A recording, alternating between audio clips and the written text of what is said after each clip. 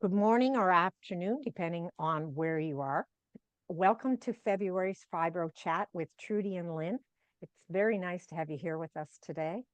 My name is Trudy Flynn, and I am the chair of the board of directors for Fibromyalgia Association Canada, or FAC as we like to call it.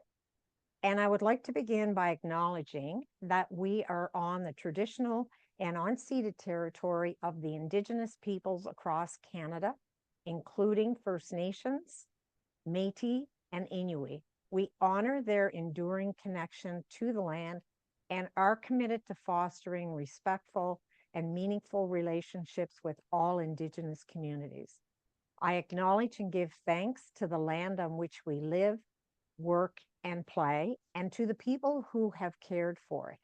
I'm speaking to you from Mi'kma'ki, the ancestral and unceded territory of the Mi'kmaq people. In Nova Scotia, we are all treaty people. So first, I want to have a disclaimer to say that today's Fibro Chat is for informational and educational purposes only and does not substitute for professional medical advice or consultations with healthcare professionals. We are not doctors, and we are only speaking from our own experience.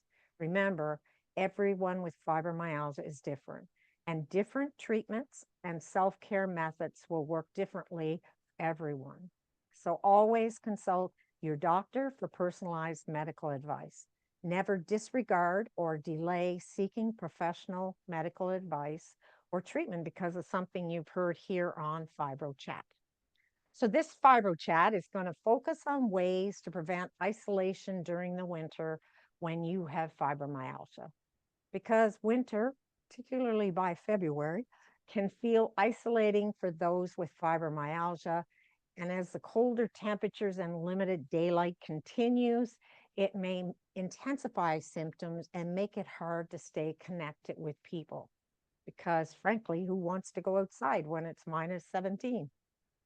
As I said before, my name is Trudy Flynn, and I have had fibromyalgia for over 30 years. As well, I am the mother of a child who was diagnosed at the age of 8 and grandmother of a child who has had symptoms since he was 6. He is 18 now, so 12 years later, he's still trying to get a diagnosis. So I'm going to turn this over to Lynn so she can introduce herself, and then we can talk about preventing isolation when you have fibromyalgia. Hi, everyone. Thank you, Trudy. I am a person with experience in work injury that led to chronic pain, including fibromyalgia. And this happened for me over 30 years ago. So Trudy and I, as she often mentions, we have a lot of combined years of experience in learning to manage fibromyalgia, chronic pain, and all the things that come along with living with chronic pain in Canada and just in general. I am uh, I'm trained in urban and regional planning, environmental studies, and I've applied a lot of that knowledge to the work that I've done as an advocate, educator about fibromyalgia in the past and in the pain space and work injury space in Canada. I'm bringing to you knowledge about the Power Over Pain portal. I happen to be on the development team for poweroverpain.ca, and you will already see in the chat that Rudy and I have put information in there about FAC and also the Power Over Pain portal. And we encourage you to keep checking the chat because that we're going to be posting lots of different links. We encourage you also to visit the Power Over Pain portal website and also the FAC website because we're always posting new resources and information that can be helpful to you and family members. I'm saying family members because often family and friends and colleagues, work colleagues, don't really understand, can't understand, thankfully, if they don't live with fibromyalgia or chronic pain, what can happen for us and the challenges that we have. And so we always encourage people to share those links with their family, friends, and colleagues so that those individuals can take just a few minutes to learn about what we all are going through and the challenges that we can experience, especially in this case, living with fibromyalgia, which comes with many, many symptoms. And one of them is chronic pain. So this is why I'm bringing these resources to you. We are going to talk about isolation today. We're going to check in on Trudy and Lynn's goals that we set to thrive in 2025. Um, as we're piggybacking with the live with Kelly from the TV show, Live with Kelly and Mark. We're stealing that from them and wanting everybody to really think about how they can thrive. We're going to talk a little bit and acknowledge some health things and also talk about Valentine's Day and what that can mean for folks. So back to you, Trudy. What's next? What do you want to check in on first? Our goals? Well, we can do that. I just want to mention before I forget that this month is Heart Health and Stroke Month. And this week is something that I had never heard of before, but it's Pain Self Management Week. And so I think it's relatively new, but it Yeah. kind of lines up with our goal because it talks about self management. And when they talk about self management, they talk about how you can set your own goals.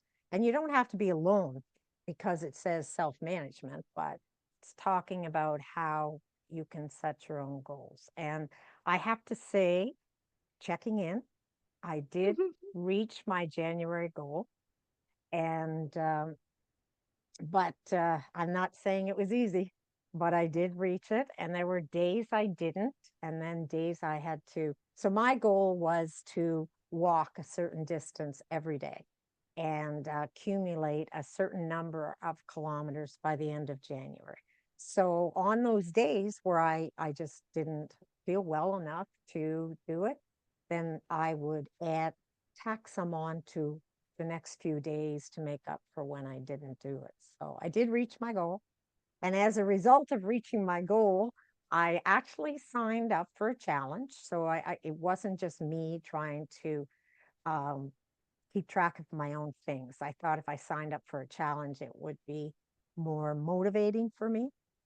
And at the end, because I reached my goal, they offered me a free February challenge. So, so our challenge continues. And I'm doing this actually with my daughter who has fibromyalgia and my grandson who has fibromyalgia. So we're doing this because we don't stay active during the winter. And this past weekend, I realized I hadn't even seen my grandson and my oldest daughter since Christmas. So we really do isolate ourselves in the winter. And I'm trying to use this challenge to make sure I don't do that. Mhm. How about you? Did you? Well, truth. Here we go. SMART goals. So my SMART goals were specific, I thought, measurable, definitely, achievable, I thought, realistic, I thought, and timely. So my goals were to be building on my post walk stretching, strengthening exercises. And I generally walk every day, as I had indicated. And where I was lacking was doing the post walk exercises that I know are really helpful to me. The second part of my specific goal setting was to look at using free weights over time to be able to build up my strength endurance. So, declaration here, the strength, the free weights did not happen in January. So, we will start that in February. I was successful with doing the post-walk building of my exercises, and I'm doing 5 different post stretching, and I'm up to 3 reps of each, just to be fair to me. I was traveling during January, and I did an awful lot of snow shoveling. So I so sometimes the walks didn't happen because it wasn't conducive to walking, but post the snow shoveling, I did do some of the stretching work that I needed to be doing, especially the upper body. So we will continue on with that, and I feel very confident that I'm going to be able to reach those post walking activity stretching goals that I have. And I'm really now going to focus in on the strengthening with the free weights. And I'll just remind folks that that was to build up to using 3-pound weights by the end of May. And so really, this is just to step up the work that I've already been doing and to move my walking to more all body exercising. And I'm in the contemplation mode of getting in the pool and doing some water exercises that are going to help, because my true goal here is to get to the end of winter and feel more physically fit and be in a what I feel is a better place. So part of this physical fitness, Trudy, is to get myself out in the community. You know, I'm Yeah. talking about doing the walking, I'm talking about doing the post work, um, and getting into the pool, because when I'm out in the world, I look at the world. I don't, I deliberately, I love podcasts and other things like that, but I deliberately look around and see what's happening as I'm walking and getting into doing walking in the mall when it's necessary. Then I tend to people watch. Mhm. And so all of that type of thing helps me to feel less isolated. And I hear you about not being with family um, since Christmas. I physically have not been in a room with my family since Christmas, but I do make a point of reaching out to them, and all phone calls, and also I have the ability to do FaceTime, or one can do some of the other ways of connecting in video chat, which can be helpful. Interestingly, I just had a birthday recently, and I thought that I would um, use that day to say, okay, this is where my New Year starts. And Mhm. so I kind of did, I was doing the challenge, but I used it as a reassessment. So I was really good over Christmas. I did not eat anything with sugar. because I was determined January was going to be a better month. And so I made sure that I didn't do that. And so, but my problem was everything I got for Christmas, chocolate and all those sort of things, I put them away. But then I started eating them in January and I thought, okay, while I do feel better than I usually do in January, I usually feel awful in January. And I usually would not have been able to do that challenge that I did. So, but I realized by the end of January, considering how much I had been walking, I still wasn't feeling as good as I should have been, right? So I Mm. took all my chocolate and I put them in a bag and I gave them to my daughter and said, put these, hide these, and don't let me have any until after March, till I actually get some of this stuff worked out of my system and I get some of these goals.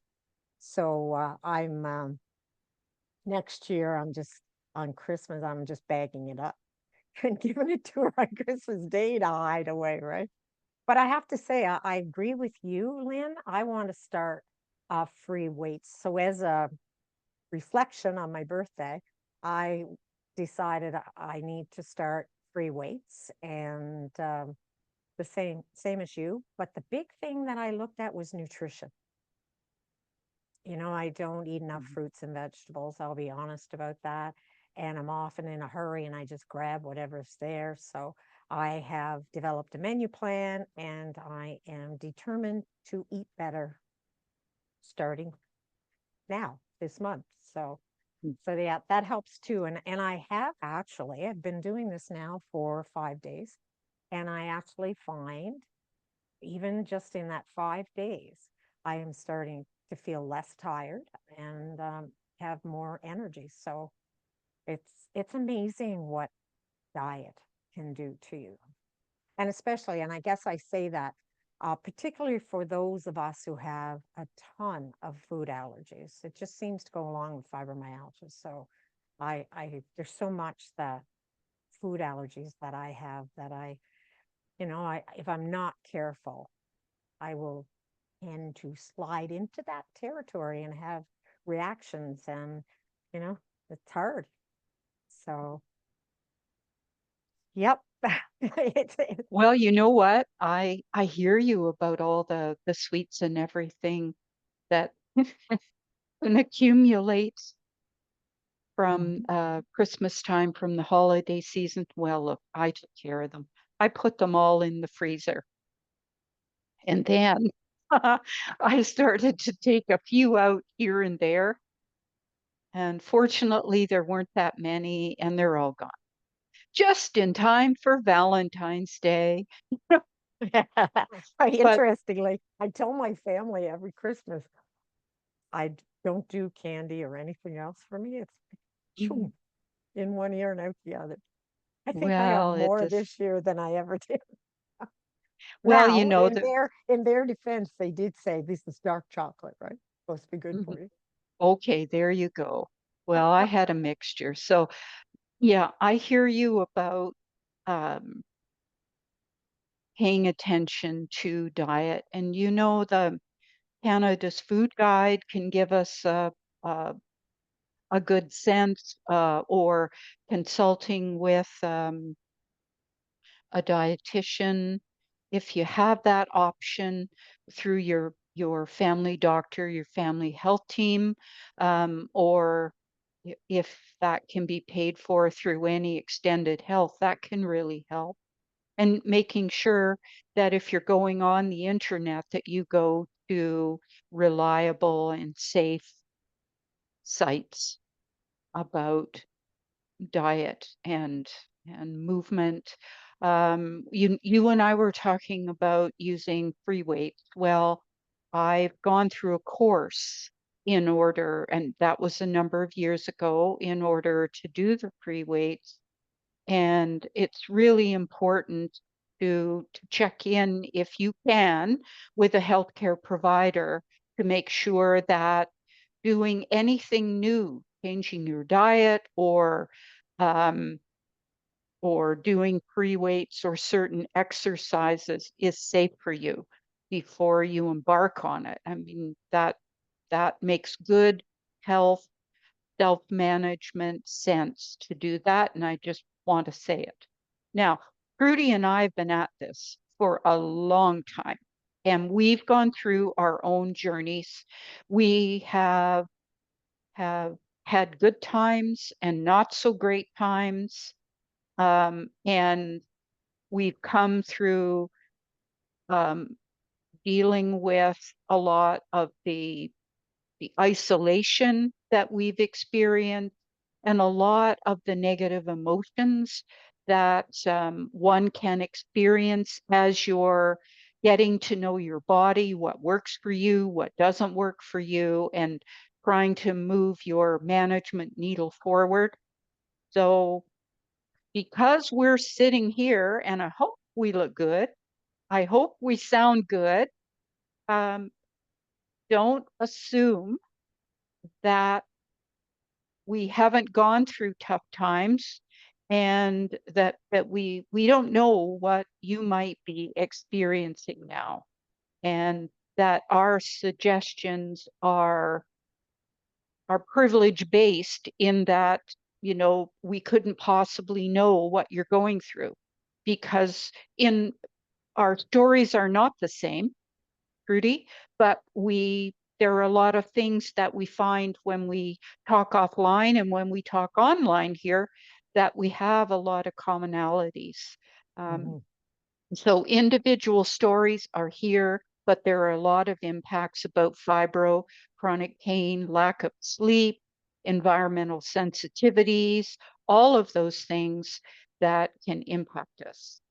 So just know that we've been through a lot too, and we we feel for the things that you might be going through now. And we hope that the time that we spend on our Fibro Chats, if you watch the different episodes, you'll hear some things that you can try to help you. I wanted to put in the chat, Rudy, talking about, and I have actually, connecting with others. So on the Power Over Pain portal, we've provided an entire section about connecting with others and where one can reach out to safe organizations. So I put in the poweroverpain.ca services and connect. And I wanted to mention that on that homepage for Connect, there are two different types of resources. There are community resources where you can reach out to peer group. There is one that you and I are both familiar with, the People in Pain Network, Yes. because we work with Virginia McIntyre, who's the director of the People in Pain Network, and the network provides online support groups that you can become involved with.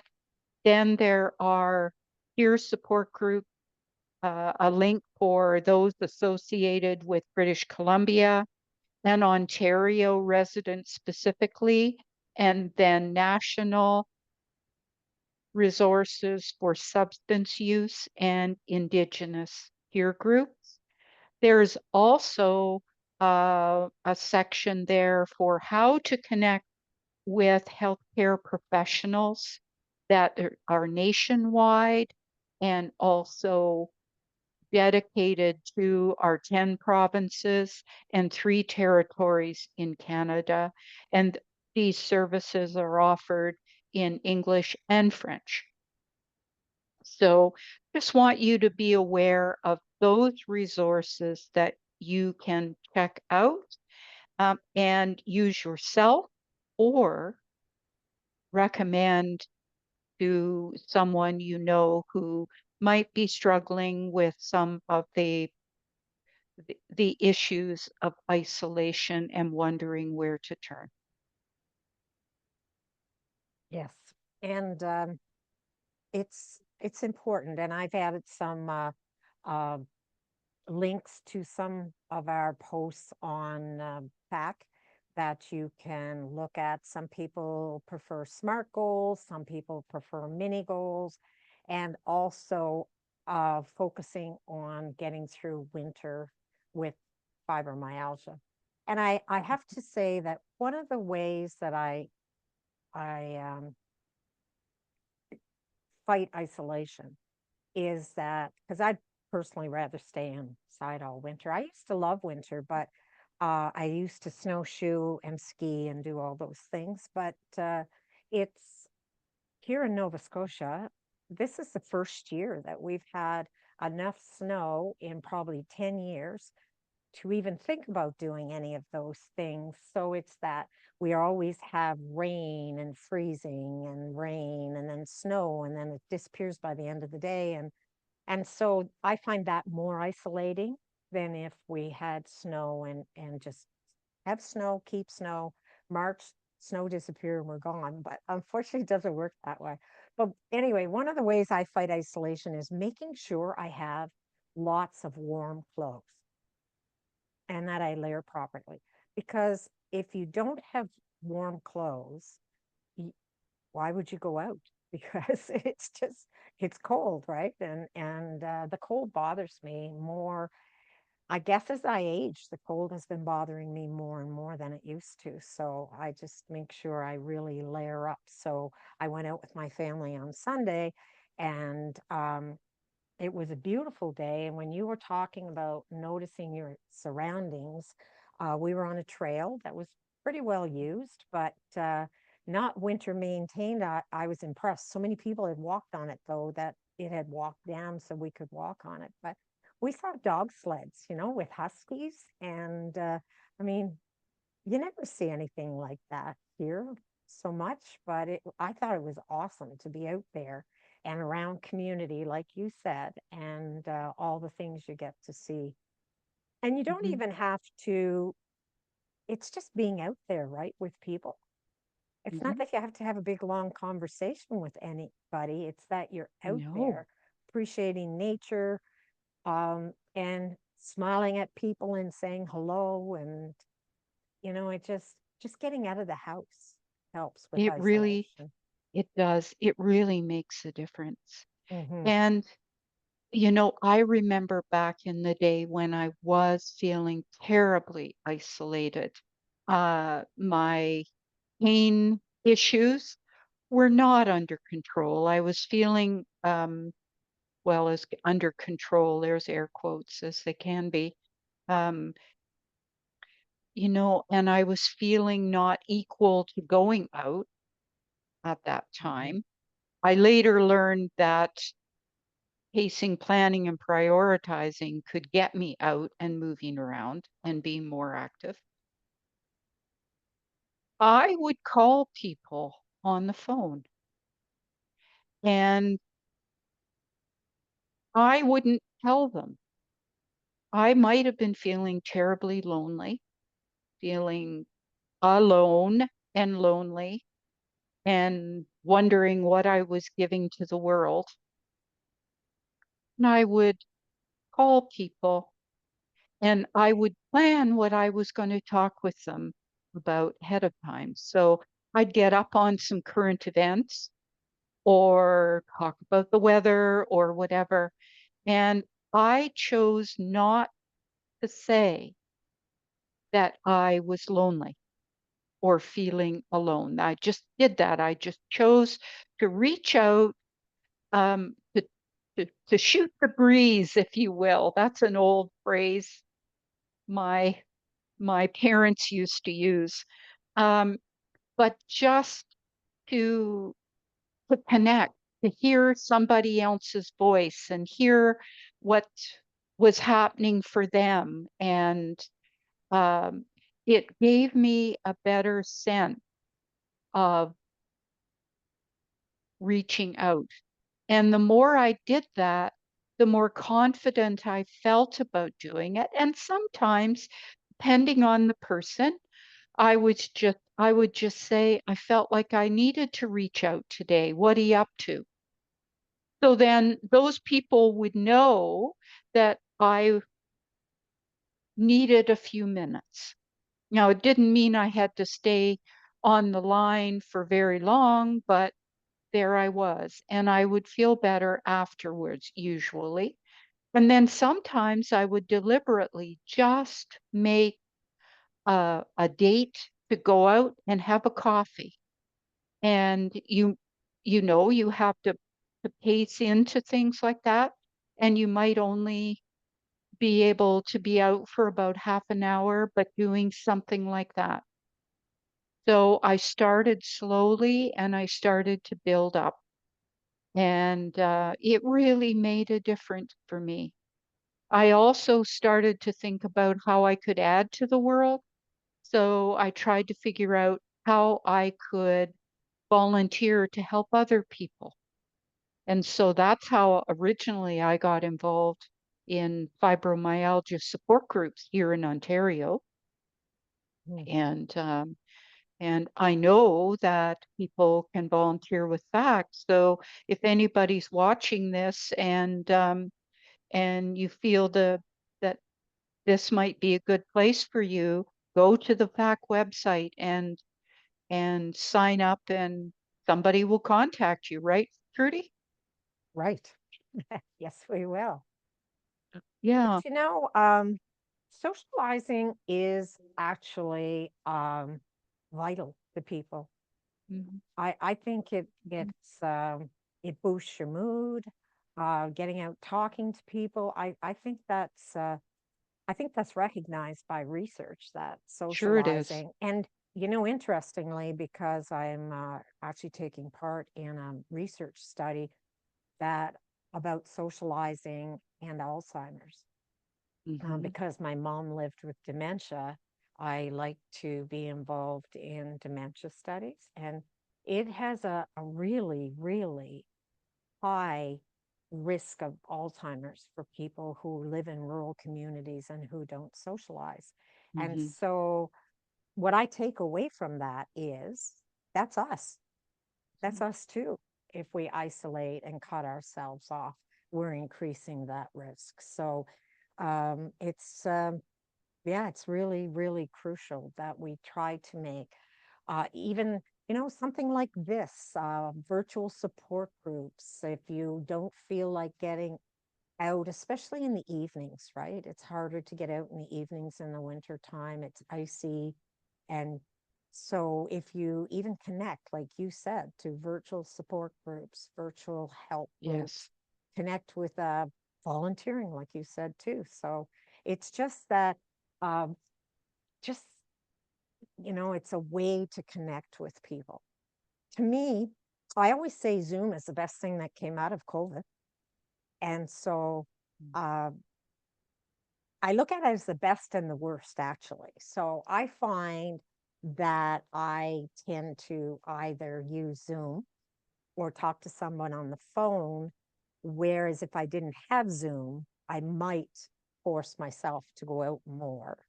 But it really is convenient to connect across the country, actually. You're talking to somebody in the morning and they're in Vancouver and you're in Nova Scotia. It's quite a connection, right? And I think it's better than just the telephone. So, like you Mhm. said, you I can do agree.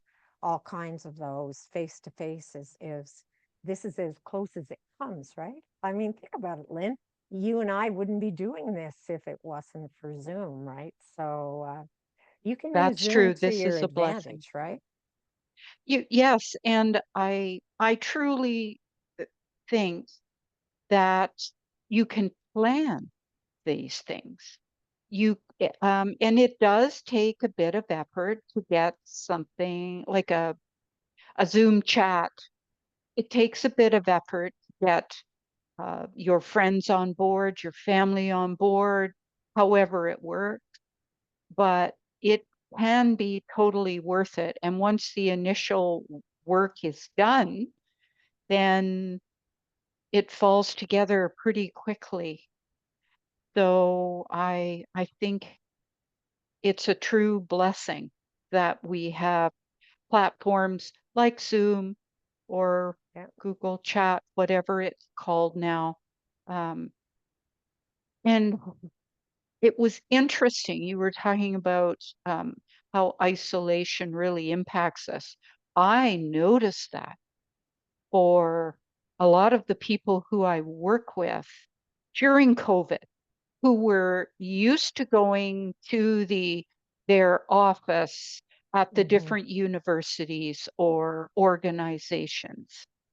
Whereas a tremendous amount of the work that I've always done has been online, except when I would travel to in-person meetings related to chronic pain, work injury, research, that type of thing. So funny, my world didn't change that much, but I could see and I heard how the individuals who were now on online meetings, more online meetings with me, because that's what we could do, were really struggling with feeling that isolation. So it's a real thing. And our need to be around people, however we can be, um, is real.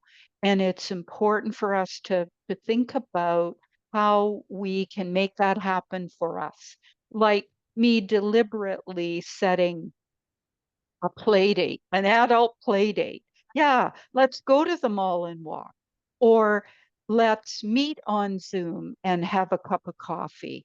Or I do that with a friend from Alberta. We get online and we have a cup of coffee together and shoot breeze. And it matters. So just encouraging people to really think about a little effort on your part and reaching out to others.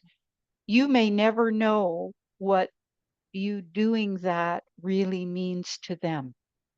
Yes. You may Yes. never know because they might be like me, and wouldn't, I could say, yes, I really feel like reaching out. Um, but at times I just called somebody just to hear their voice and to hear what was going on somewhere else. There's other ways too to reach out, and it could be online courses that you take. And Hmm. there's so much now. It's funny, I was just telling my grandson this morning about, I said, he was doing a math problem. I homeschool him, and he's doing a math problem, grade 12. And I looked at him, and he's using a special graphing calculator and special software, and it shut down. And he didn't know what to do, right? So I'm like, it's a good thing you were back in the day when you actually had to calculate these by hand, because you didn't have a graphing calculator or the software that you could consult this with, right? And it's so Hmm. funny because there's so much now that's out there that wasn't there before. And I think we have COVID to thank for that, that there's more online courses, more online support groups, more online help for people with different conditions. And I think that's, virtual game nights. You can join virtual game nights and just lots of things, right? That you can Yes, actually hook online with. and I created several years ago, created a little circle of gamers who who we go to each other's home as long Mhm. as everybody's healthy. If you're not, you don't go. And we play different board games. So we're there in person. We we have lots of fun and lots of good competition with these different games, and people grow to count on it Yeah. starting in November. So Well, it if you don't have friends to do that with, though, you yeah, can join groups you online, can. and You absolutely can. you develop relationships there, right? Hmm. Hmm. I've just put in the chat, Trudy. some resources from the Power Over Pain portal related to mood. Oh, So okay. just if people are feeling that they need a little bit of extra help, there is uh, there's a link through to Bridge the Gap on the portal, which is an online resource to support mental wellness. And there's also a link to the Center for Addiction and Mental Health, CAM8, where there are free tutorials to get a starting point to learn more about mental health. And there's also the Canadian Mental Health Association link and canada.ca where you can reach out about mental health. And I just wanted to highlight, since we're about 45 minutes in, that the portal also has lots of online events, workshops. And I'm so grateful to you, in fact, Trudy, that you put that listing with the links right on the FAC website. But, today there's a workshop on pain reprocessing therapy for people to learn that. Next week, I'll be doing an orientation about the portal for anybody who wants to learn how to navigate through the portal and more about the services. And here's a good one. On March 18th, there is a workshop on loneliness, isolation, and chronic pain. So if you pop on to the events page about the portal, you can find those. You can actually get to the calendar. And when you click on the event on the calendar, it takes you to more information about the event, and you can register. Of course, everything is free on the portal. And if you happen to miss that event, you can go on to the past events because everything's recorded. So just wanting to give everybody as much info today as we can to help you to feel less isolated and have a little bit of motivation to reach out there. And I know it can be difficult to do that. It's hard to take that first step. But once you take it and you build on your positive experiences in doing that, there may be a couple of negative ones there too. Learn from them, put them aside, and keep going forward one step at a time, everybody. I think, Trudy, we wanted Mm-hmm. to talk about Valentine's Day and how that can heighten some feelings and maybe what you and I do about Valentine's Day. I'm a single person. I don't have a significant other to have that romantic, whatever you would call right now, about Valentine's Day. And so I do lots of other things surrounding Valentine's. How do you want to talk about that, Trudy? Well, interestingly, I do have a significant other, and I don't For really you, do, I'm so happy for you. but I don't really do Valentine's Day. I Okay. don't know what it is about Valentine's Day, but I guess maybe I've always looked at it as it, well, as sort of a privileged day, right? You're privileged Hmm. to have a significant Hmm. other, and so no, yeah, that's not a day that I really tie into. So you'll have to you'll have to swing this one. All right. Well, there's such an I can hear you about that too. I have a lot of friends who do have and family who have significant other and others, and they're not into Valentine's Day, but there's a tremendous amount of hype, including all that chocolate, Oh, yes, yes. and flowers and things. Um, and so, I mean, there's so much hype about it that it can get a little down-putting for some Mhm. folks and can heighten feeling alone and that kind of thing. So, I think it's important to mention. So things that I do is at all my life, no matter what, I always celebrate the people I care about. Yes. And Yeah. so family and friends and significant others when they were around. And I always just acknowledge them and tell them how I feel and recognize our relationship. So my family and friends always get us something, whether it's a phone call, a Zoom call, card, old school, or an email, something like that, where I reach out.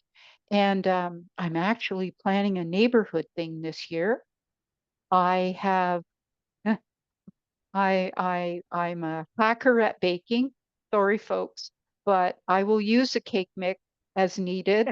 And I have I have the cake mixes, I have the icing recipe, and I'm going to go and buy sprinkles and whatever it is, and I have my little cupcake papers, and I decided this year as my way to give for Valentine's to my neighbors and friends in the neighborhood, I'm making cupcakes.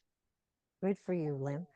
I think And part of my thing about Valentine's Day is I do have a single daughter, and I have watched over the years, not so much now.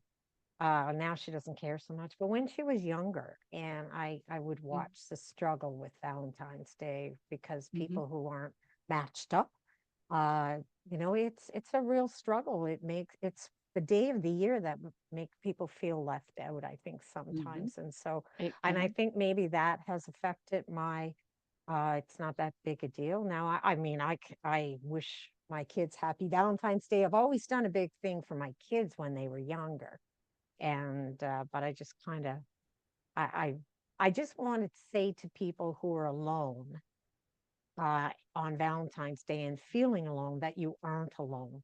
There are No, lots you're and not. lots of people who feel the same way you do because it just is a holiday for people who are either like you, Lynn, who make it the best it can be, which I think that's a wonderful thing that you do, Yeah, yeah, yeah. or for people with significant others. And Mhm. so, yeah, it's one of those holidays I have mixed feelings about. So, Yes.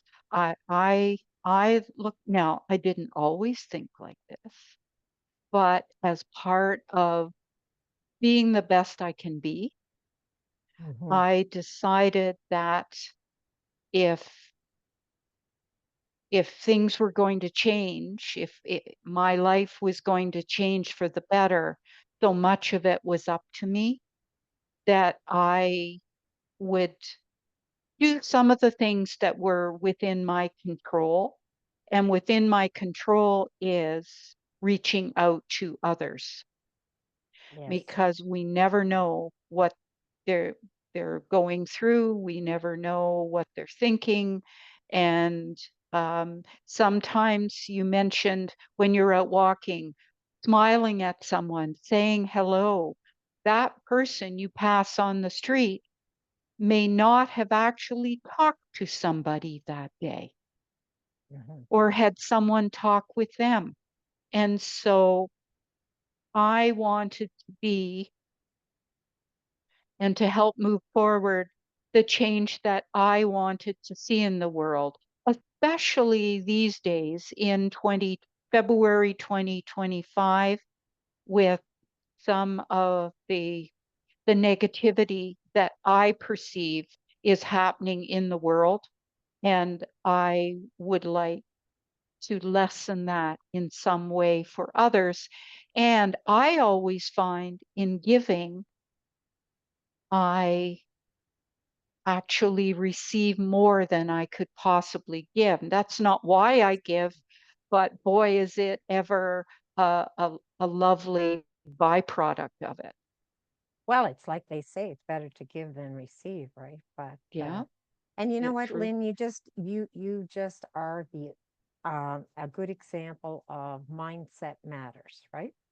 It's oh, you does it ever? yeah, Yeah. mindset so much matters, and it's yeah, Uh, it's really important. So I think if we can change our mindset sometimes towards um, our fibromyalgia, towards ourselves, I think that can make a mhm. huge difference in the world. I've talked to people who it's like they blame themselves for having fibromyalgia, and it's not your fault. Yeah. Like you didn't do anything to do this. And I think that accepting this is what I have, this is who I am, and this is what I'm going to do with my life, I think it makes a huge, huge difference.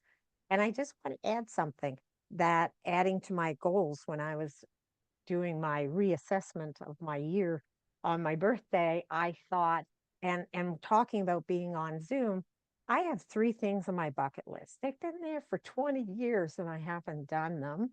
I always said I want to learn how to draw, learn how to speak French, and learn how to play the piano. Now, but this year I have promised myself that I am going to do an online drawing course. And Nice. I and I have to say our holiday hangouts where we did the Zen Tangle, I thought, wow, I suck at this. I need drawing lessons. Yeah. And it reminded me of what was on my bucket Mhm. list that I hadn't really thought about in years. And Mhm. so that's another case of where you can do things. And I haven't looked into it yet, but if anyone has any suggestions for online drawing lessons, that's what. So I'll check in next month and let you know, Lynn, how I've I've got to progressed you on that. you've got a lot of goals there, lady. I better write these all down because Nope, just even continue as I have my fibro, I might exercise. forget this. Continue my walking Yeah. and improve my nutrition Yep. and learn to draw. Wow. And I'm not Wow. going to learn to draw in a month. The No, first no, but step is wouldn't it be just nice, signing up for the everybody, courses, right? when we come back in March, it would be lovely for me to hear that you did, you signed up for something or Wow. you had your first lesson. I'm hopeless with that kind of thing, but I'm an amateur photographer Yeah. and my camera, I use my phone, but my real camera on which I can do some fun things to has been sitting idle for a while. So you've got my creative juices inspired here. So we'll see what happens.